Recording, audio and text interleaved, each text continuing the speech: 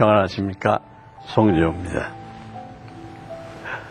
여러분, 이런 경험 한 번쯤 있을 텐데요.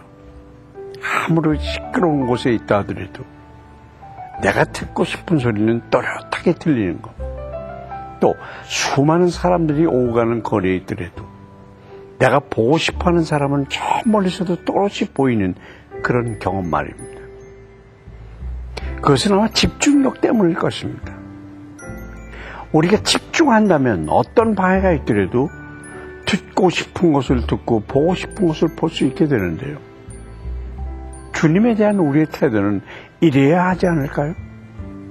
세상이 너무 시끄럽다고 나를 유혹하는 볼거리들이 너무 많다고 핑계대기 전에 우리가 집중하려고 노력했는지 한번 돌아봐야 하겠습니다. 오늘도 우리에게 어떤 은혜를 주실지 귀를 쫑긋 세우고 집중하면서 말씀 함께 듣겠습니다.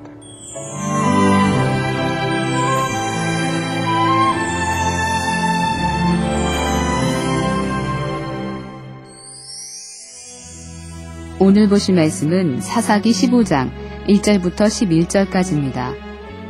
얼마 후 밀 거둘 때에 삼손이 염소 새끼를 가지고 그의 아내에게로 찾아가서 이르되 내가 방에 들어가 내 아내를 보고자 하노라 하니 장인이 들어오지 못하게 하고 이르되 내가 그를 심히 미워하는 줄 알고 그를 내 친구에게 주었노라. 그의 동생이 그보다 더 아름답지 아니하냐. 정하노니 너는 그를 대신하여 동생을 아내로 맞이하라 하니 삼손이 그들에게 이르되 이번은 내가 블레셋 사람들을 해할지라도 그들에게 대하여 내게 허물이 없을 것이니라 하고 삼손이 가서 여우 300마리를 붙들어서 그 꼬리와 꼬리를 메고 회를 가지고 그 두 꼬리 사이에 한 회를 달고 회에 불을 붙이고 그것을 블레셋 사람들의 곡식밭으로 몰아들여서 곡식단과 아직 배지 아니한 곡식과 포도원과 감람나무들을 사른지라. 블레셋 사람들이 이르되 누가 이 일을 행하였느냐 하니 사람들이 대답하되 딥나 사람의 사위 삼손이니 장인이 삼손의 아내를 빼앗아 그의 친구에게 준 까닭이라 하였더라. 블레셋 사람들이 올라가서 그 여인과 그의 아버지를 불사르니라. 삼손이 그들에게 이르되 너희가 이같이 행하였은즉 내가 너희에게 원수를 갚고야 말리라 하고 블레셋 사람들의 정강이와 넓적다리를 크게 쳐서 죽이고 내려가서 에단 바위 틈에 머물렀더라. 이에 블레셋 사람들이 올라와 유다의 진을 치고 레이에 가득한지라. 유다 사람들이 이르되 너희가 어찌하여 올라와서 우리를 치느냐. 그들이 대답하되 우리가 올라온 것은 삼손을 결박하여 그가 우리에게 행한 대로 그에게 행하려 함이로라 하는지라. 유다 사람 3,000명이 에단 바위 틈에 내려가서 삼손에게 이르되 너는 블레셋 사람이 우리를 다스리는 줄을 알지 못하느냐. 내가 어찌하여 우리에게 이같이 행하였느냐 하니 삼손이 그들에게 이르되 그들이 내게 행한 대로 나도 그들에게 행하였노라 하니라. 아내에게 배신당한 후에 집으로 돌아왔던 삼손은 얼마간의 시간이 흐른 후에 아내와 화해하기 위해서 처가를 방문하게 됐습니다.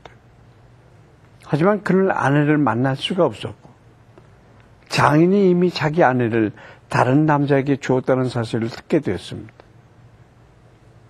어떤 핑계를 댈지라도 이것은 명백히 간음이었습니다. 간음은 당시에도 엄격히 금지되어 있었기에 삼손은 이것을 빌미로 블레셋에 대한 분노를 마음껏 쏟아붓게 됐습니다. 그는 여우 300마리의 꼬리에 회를 달고 불을 놔서 추수기에 있던 블레셋의 밭들을 완전히 불바다로 만들어버렸습니다.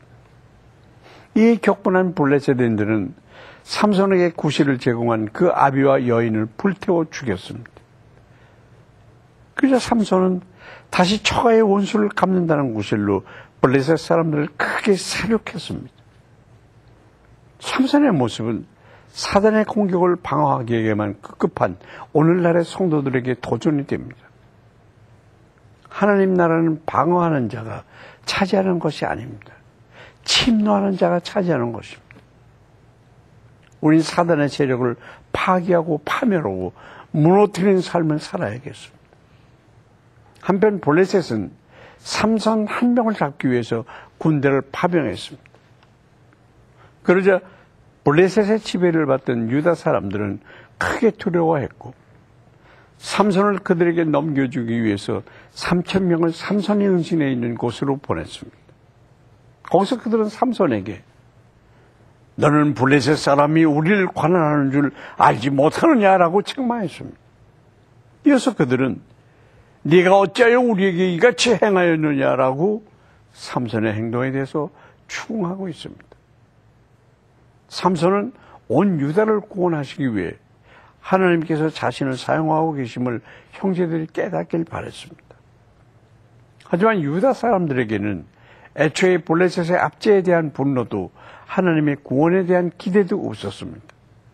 과거 정복전쟁에 가장 앞장섰고 거인인 아낙 사람들을 무서워하지 않던 유다 지파의 이 같은 변절은 하나님을 떠나는 공동체의 비참함을 잘 보여줍니다. 오늘날도 하나님을 떠난 성도는 죄의 굴레를 당연한 것으로 여기며 심지어 하나님의 구원을 성가신 것으로 치부해버리고 있습니다. 우리는 죄에 눌려서 감히 사단을 대적하지 못하는 연약한 자가 아니라 삼손과 같이 대적을 향해 분명히 일어나는 주의 군사가 되어야겠습니다.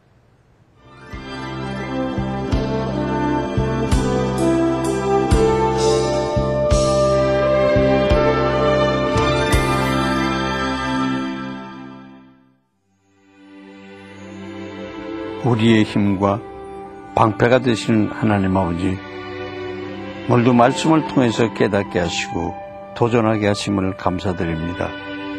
수시로 찾아오는 삶의 문제와 사단의 방해 앞에서 움츠러있지만 말고 적극적으로 문제를 헤쳐나갈 수 있도록 인도하여 주시옵소서. 또한 그러한 담대함과 용기를 허락하여 주시길 원합니다. 예수 그리스도의 이름으로 기도합니다. 아멘. 20세기 중반 영국의 식민지 시절 인도의 건설 근로자 신분이었던 람가르 히아족은 철도 건설 노역을 위해 아프리카로 강제 이주당했습니다. 고대 노역이 끝난 후 대부분의 람가르 히아족은 영국과 미국으로 이주했고 현재 인도에 남아있는 인구는 5,700명에 지나지 않습니다. 람가르 히아는 요새를 건설하는 사람들이라는 뜻입니다. 그들은 창조자로서의 하나님을 알기는 하지만 잘못된 가르침 때문에 스스로를 영적인 요새에 가두고 있습니다. 람가르 히아 시크 교도들에게 선교사를 보내주셔서 복음이 전해지도록 기도합시다. 미국 대륙을 횡단하는 철도 공사를 위해서 큰 산맥을 뚫어서 터널을 만들고 있었는데 어려운 일이 한두 가지가 아니었습니다.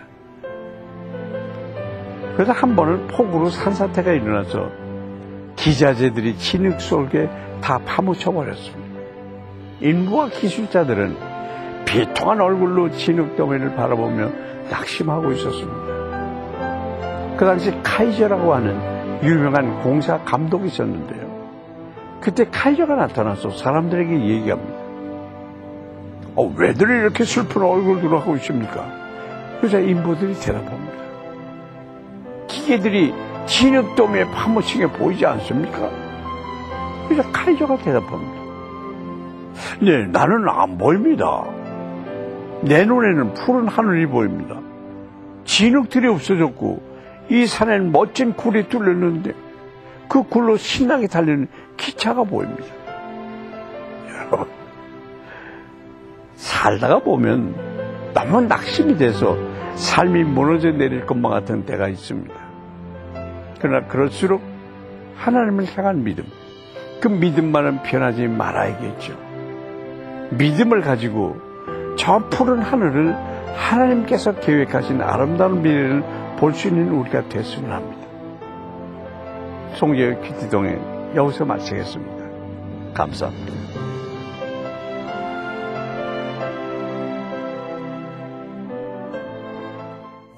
이 프로그램에는 GTM에서 큐티 교재 GT를, 책으로 만나는 성지 순례 답사기 바이블 루트를, 수아영에서 기초 화장품을 협찬해 주셨습니다.